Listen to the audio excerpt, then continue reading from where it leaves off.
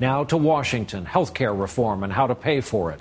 The Obama administration said today it's delaying its mid-year update of the federal budget picture until the middle of next month. They insist they're not trying to hide anything here, but Republicans cite the potential cost of a health care bill on top of an already massive deficit as a main reason to oppose it. Our chief White House correspondent Chuck Todd has more tonight on this fight. Chuck, good evening. Good evening, Brian. Well, as you know, the president's marking his 6-month anniversary in office. And today, on that health care fight, he put it on more comfortable ground. He's back in campaign mode.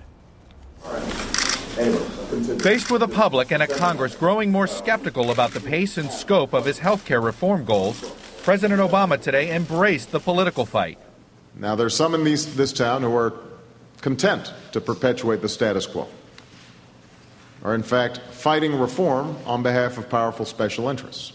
And Mr. Obama specifically took issue with what one Republican critic, South Carolina Senator Jim DeMint, said last week. If we're able to stop Obama on this, it will be his Waterloo.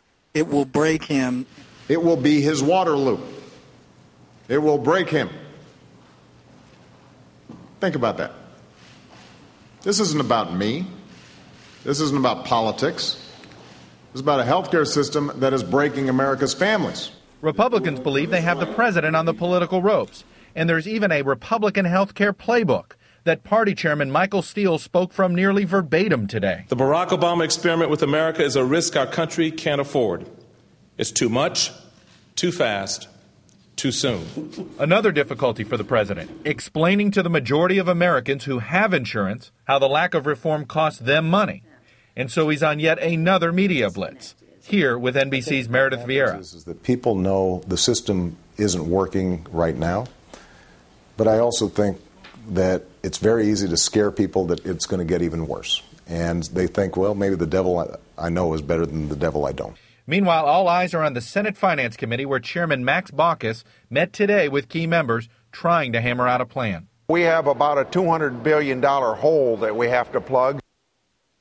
Brian, two important details today to add to that. Number one, that surtax you've heard about for millionaires to pay for health care out of the House, that appears to be all but dead if you talk to the U.S. Senate. And second, the August deadline to get some bills passed in each the House and the Senate, that appears to have more flexibility from the White House. They may let it slide. We'll stay on it all. Chuck Todd from the White House tonight. Thanks.